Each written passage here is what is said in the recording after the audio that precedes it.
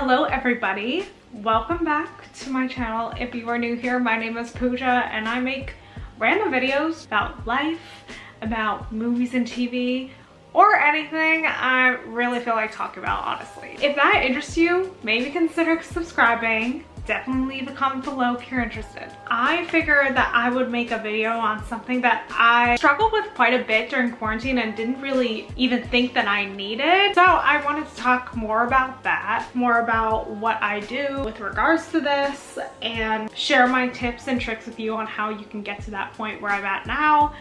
And first, I guess I should talk about what that is, right? Specifically, I'm talking about self-care, but not in the traditional sense, like, you know, taking a nice bubble bath or working out or doing a bunch of those kind of self-care rituals like that. I'm not going to be talking about those specifically, just because I think that self-care, when you do things to take care of yourself, that can vary from person to person. I'm gonna basically talk about it more high level and in a way that I think that can apply to mostly everyone, and that is learning more about yourself, understanding yourself better and your different thought patterns and emotions that are in your life right now or that you encounter as you go through it, and how you can manage them if they're negative or understand them if they're positive. I will just get started because I don't want to ramble any longer.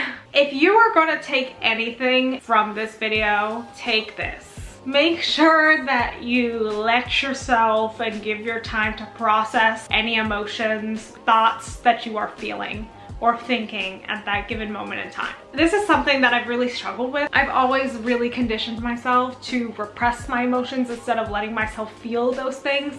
And I think that in the long term, that's really made my ability to interpret different emotions that I'm feeling. In turn, I found it very difficult to manage them and really understand them. So that is something that I will say. I think it's important to let yourself feel everything, and you know, whether that be a breakup or a relationship ending, or maybe something has happened in your life that is just not something that you want to encounter face to face. It's important to still let yourself grieve or process those negative emotions instead of repressing them. And then that in turn will help you recover from those experiences. I'll be talking about how I learned to do that in my life, and maybe you can incorporate that in yours. So let's get started.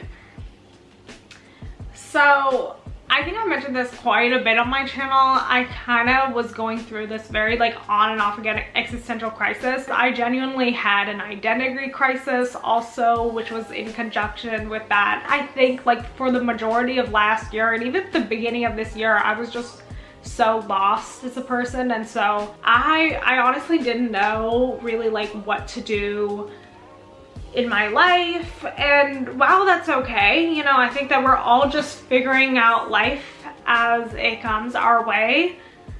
I wasn't handling those emotions that great, and to be honest, I was affecting everyone directly and around me negatively, and I just really wanted to stop that behavior, but I just didn't know how to. What I started to do was journal. I did make a video on journaling, how I got started and how I did it consistently, so you should definitely watch that because it's actually one of the most highest performing videos on my channel, surprisingly. So I'll link it above. I constantly write down what I'm feeling and stuff like that, but I also have specific prompts that would help me uncover what sparks me to actually feel negatively about different situations and what sparks me to feel positively. Like right now, I'm in a state that I actually feel so mentally good. But I think it's important to make note and have a record of the different situations where you're feeling negative and the different situations on the contrary that you're feeling positive. So I'm going to share with you some of the prompts that I used recently, but this is the journal that I'm using right now. It's a new one. It's the Term 1917. So I'm gonna go back to actually one that I did this morning. Basically, this prompt is a mood check, basically to identify your mood and also identify the situation and kind of analyze why you might be feeling that certain way. The first question here is, how do I feel right now? And the second question is, what is going on around me usually when I feel this particular emotion? So this is obviously very tailorable. If you're feeling negative, you know, you can like obviously change these questions to like how you're feeling specifically. You could maybe add like, how can I reduce these negative feelings moving forward? But I think that these two questions are key for just starting to understand like what really makes you feel that certain way in your life. I'll also share another one that I did recently. This is more so negative emotions. This one is specifically releasing heaviness. So the first question is, what feels heavy today? And then 2 is, how can I release that energy? Yeah, I recommend these 2 journaling prompts. And another one that I also came up with. So another variation of the mood check that I suggested is, you know, how do I feel right now? That first question. And then number 2, how can I continue feeling this way or stay away from these negative thought patterns? So I think once you've been journaling for a while, I think you can maybe step into this prompt, but I recommend the 2 prompts that I suggested just as beginner prompts for if you're getting started. Also, for identifying these different thought patterns, it helps to go to therapy. I actually tried going to therapy and I didn't have a great experience. I just didn't feel like my counselor made me want to open up to her, and also gave me advice that literally I could Google on the internet. Like I was telling her about my sleeping issues and she was like, maybe you shouldn't check your phone before you go to bed. I'm like, well, thanks. I could just Google that and find the same thing out myself. I think that that's also a great option, but you know, you have to go through quite a bit of therapists to find one that you actually vibe with. And also, it's not the most accessible option, sadly enough, guys. It's just so expensive, and a lot of therapists are not covered by health insurance, which is honestly ridiculous. I think that we just need so much better mental health coverage in this country, am I right? Say it louder for the people in the back. Personally, I plan on going to therapy when it's safe to do so, when I'm able to go to a therapist in person. I find that I connect better with people that way, and so like when it's safe to do that, and when I get double vaccinated, I will do that. But at this given moment in time, I feel like after that experience, I just did not feel like paying for online therapy. But I think that it's definitely helpful, and they can also help you identify those thought patterns and work to improve areas that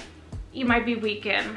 I personally have a lot of those areas. I think the journal entries are great, especially if you don't find therapy extremely accessible, because personally I find them very helpful. I know those options are really great. Like I said, the advice is to just let yourself feel everything that comes your way. And it's so important to understand that however you're feeling right now, it's completely valid. You need to give ourselves a pat on the back, you know, especially if you've been taking this seriously like I have. I've literally been inside for God knows how long. And when it's time to go to the bar and have a drink safely, probably in 3 years, when it's that time, girl, you'll see me there drinking a gin and tonic. I think it's important to hear yourself too, just make yourself feel heard. Journaling and just giving myself a space to vent and try to uncover some thought patterns that might be toxic.